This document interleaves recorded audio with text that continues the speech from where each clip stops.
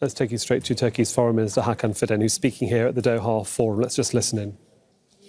في سوريا ورفاه الشعب السوري وعليه فإن ملايين السوريين الذين أجبروا على مغادرة ديارهم يمكنهم أن يعودوا إلى أراضيهم.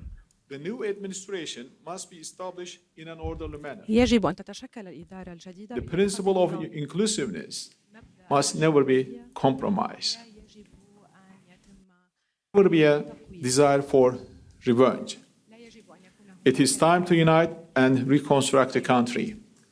Today, we call on all actors in and outside the region to act with prudence and calm, and to refrain from steps that could further destabilize the region.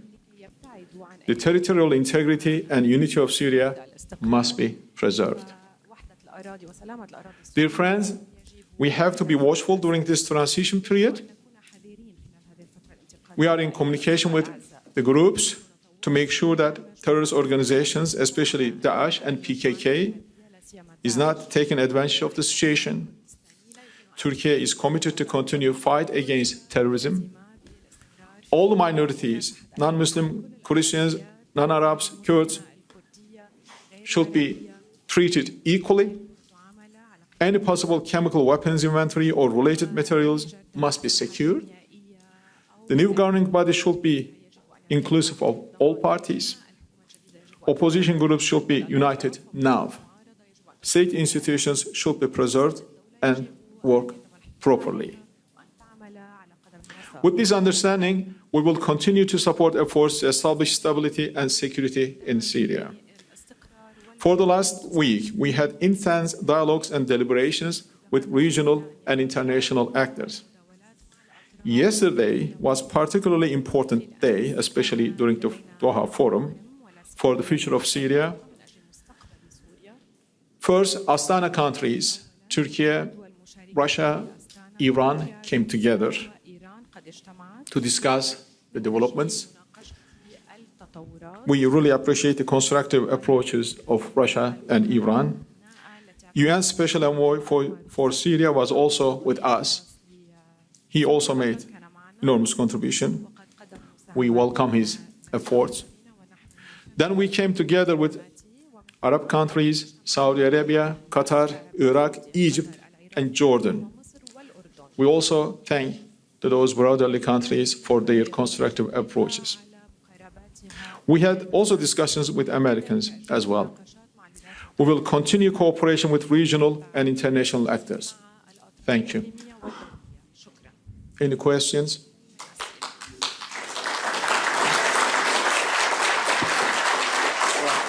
Thank you. We will have 4 questions from the floor. Reuters from Andrew from Reuters, please.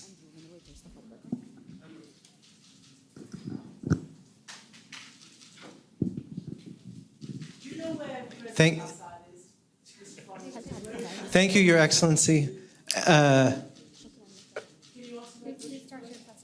No, I cannot say for sure.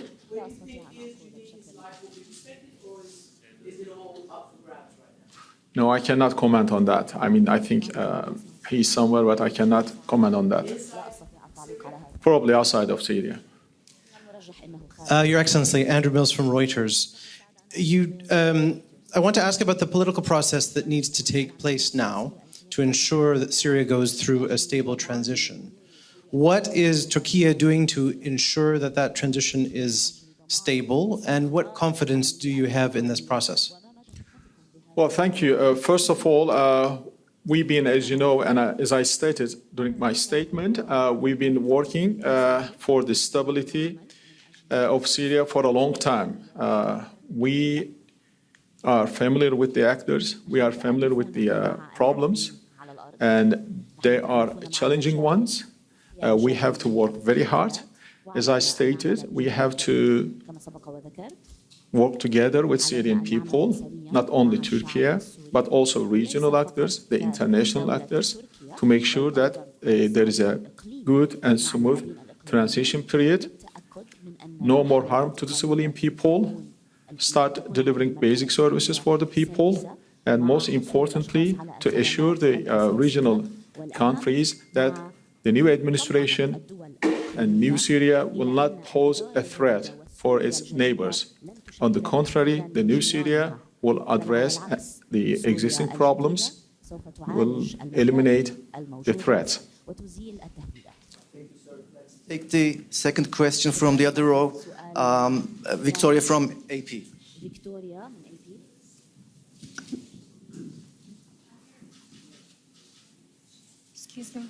Excuse me. Hello, Victoria Eastwood from Associated Press. Can I ask, did you or your government speak to Mr. Assad in his final days and hours inside the country, and what effort did he make to try and stay in power? Well, unfortunately, as you know, especially our president for the last couple of months has been trying to reach out the Syrian regime, particularly to Mr. Assad, but it all failed. We knew that something was coming, and because, as I said, we are very much familiar with the problems of Syria, and we know how much the pressure is mounting on the groups because of refugees and other issues, especially the economic ones. And the regime was slowly decaying and collapsing, and we were seeing this. Therefore, we really wanted to do something to prevent this. But to short answer, no, we didn't speak to them because no contact at all. The third question, Melida from TRT World. Hello, I have a little longer question. So how did a war that lasted for nearly 50 years and in just almost 15 days, and we have Israel and opposition at the same border now, so will be there any conflicts? And what will be the role of Turkey in rebuilding Syria? Thank you. Well, thank you. First of all, since the Astana process froze the war in 2016, the regime has had a precious time to address the existing problems. But we knew that up until 2016, regime was running on a high adrenaline, so they didn't care about their problems, their institutional incapacity, and the other issues. However, they could have used this precious time to address the existing problems, but they didn't. And instead, we saw a slow decay and collapse of the regime. That explains why, almost without firing one bullet, the Aleppo fell immediately and followed by the other cities. And Turkey will continue with the neighboring countries to reconstruct, and the existing administration is also very much important for us to work together in whatever capacity, in however way we can help to address the economic problems and other problems. We will certainly continue to work with the new administration. Well, thank you, sir. And the final question is from the Turkish press, Bashar from CNN Turk.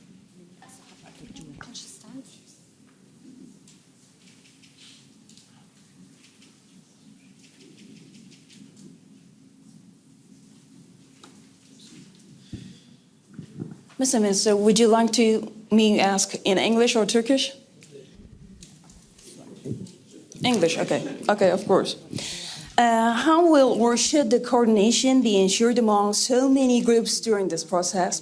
And as well as, what is your assessment about Trump's statements? Because it was interesting. We see American officials once again emphasizing the threat of Daesh and signaling continued cooperation with another terrorist organization, YPG. So what will Ankara do to prevent the establishment of a terrorist state in Syria?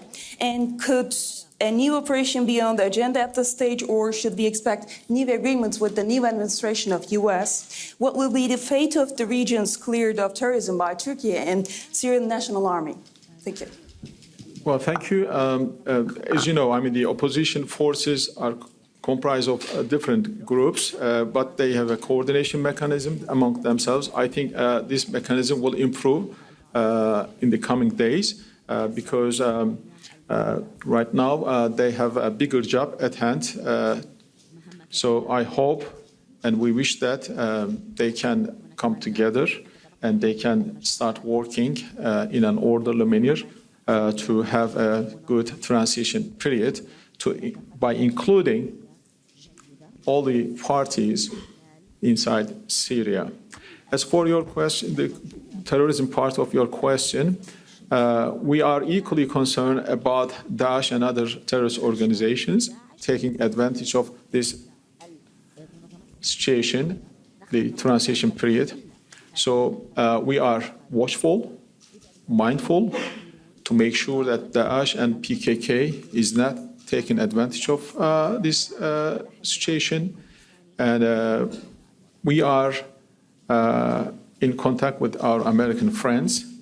They know how sensitive we are on YPG-PKK issue. They know whatever threat comes from them to Turkey, we will immediately respond and react. And I think with new incoming administration in US, we will have some conversations on this issue as well.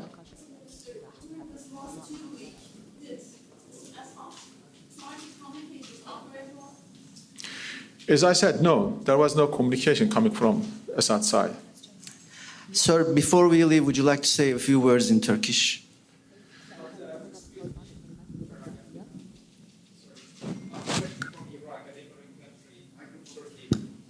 Well, we said that was the final question. Now the sir is going to say a few words in Turkish, and then we are going to conclude. This brings us to the end of the conference. Thank you, sir. Thank you. Thank you. Thank you.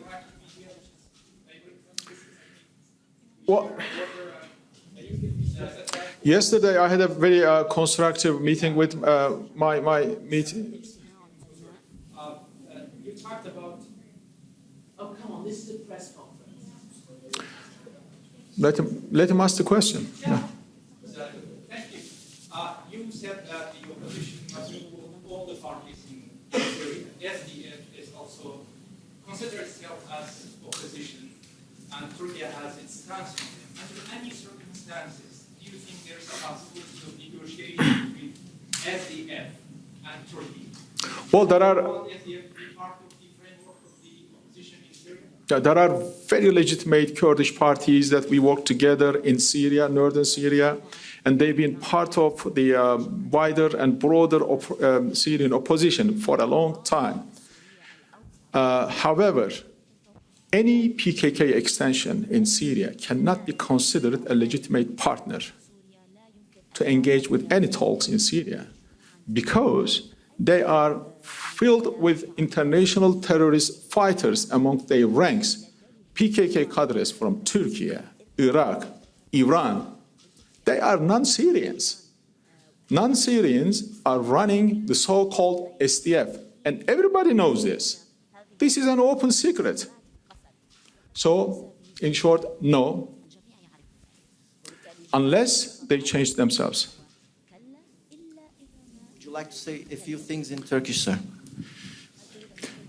Teşekkür ederim bu basın toplantısı için. Türkiye uzun yıllardır Suriye'nin birliği, beraberliği ve bütünlüğü için elinden geleni yapmaktadır.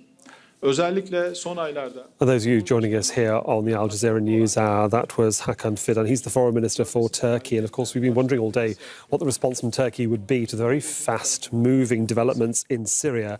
And he very clearly pointed out just several issues that will quickly raise. He said that the president, i.e. President Erdogan, reached out to the regime in Damascus to try and find a way forward to certainly a peace deal with either the opposition and also a return of the refugees, but there was no contact at all. He hopes for a peaceful transition in terms of the current situation that we're seeing of HTS, the armed group that is now taking charge of most parts of Syria and significant cities that we've been discussing this past several hours. He's also been very clear about the relationship he wants with any new regime or government in Damascus, and that they must have a cordial relationship with no terrorists on the border with Turkey. Turkey will not stand for it, and they will respond accordingly. Also, in terms of the Astana process, which was the peace process instigated by the international community to try and find a way forward for Syria,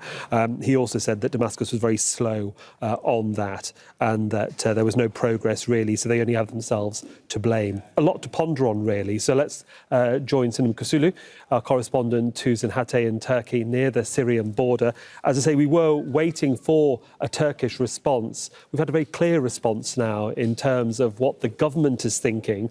What's reaction like and the atmosphere where you are on the border in terms of those developments to the south of Turkey's border?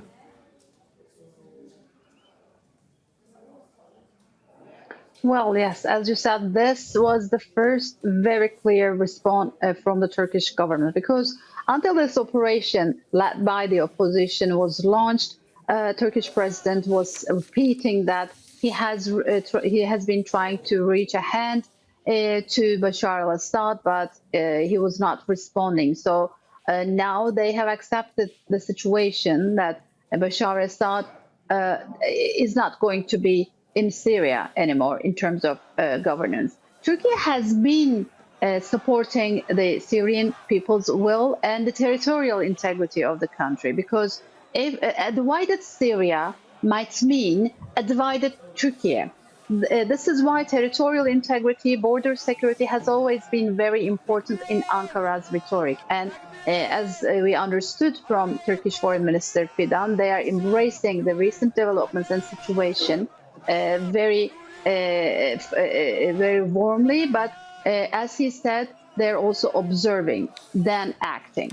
Of course, from now on, there is another case that is waiting for all regional players, how everything is going to be run. But currently, they will be supporting the new government and their steps, unless, the SDF, yes. Yeah, basically, we certainly understand, I think, the Turkish perspective, certainly from, as you say, what the foreign minister said, and of course the history that both of these countries have with each other. The main aspect at the moment, and the big question mark, will be the return of refugees that have been hosted by Turkey these past 13 years, and the burden that Turkey has faced looking after them, and the problems that Turkey has also faced in terms of security of that northern border and southern Syria, which it's also taken charge of parts of it. These are all questions, well, they're questions, aren't they, about how this is all going to be resolved and how quickly those refugees are going to return, if they want to Syria. Indeed, because Turkey has been trying to promote the voluntary returns of Syrian refugees back to their countries. But of course, despite Astana talks, the Sochi deals and everything, all these escalation zones have been violated by both the Syrian government and through Russian airstrikes. That's why it wasn't safe for the Syrians to return. But now they have liberated their country. Their main threat, which is the Bashar al-Assad government, is gone. And they have the government, the bureaucracy actually gave up on Bashar al-Assad. So that's why we heard Hakan Fidan saying that millions can now safely return home, which Turkey actually expects due to the reason that you have mentioned. And please, let's not forget, Turkey is also going through a huge economic dire strait, which gave a big loss to the ruling AK Party during the municipal elections, and even decreased their votes in the general elections in 2023. That's why for President Recep Tayyip Erdogan and his government, being able to send Syrians back to their home safe and sound is a very important win, very important step, because either they had to make up with Bashar al-Assad, which didn't work at all, or provide a safe return for the Syrians back home. The second option didn't work, as Fidan stated, But now the safe return is possible, of course. Of course, in Aleppo, Hama, Homs, Damascus, everything must be returnable for those Syrians, because some of them lost their homes. Maybe when they go back, they are going to live in tents. Who knows what's going to happen? But many are now daring to dream of going back home. Sinem Koseoglu there for us on the Turkey-Syria border. Thank you. Make sure to subscribe to our channel to get the latest news from Al Jazeera.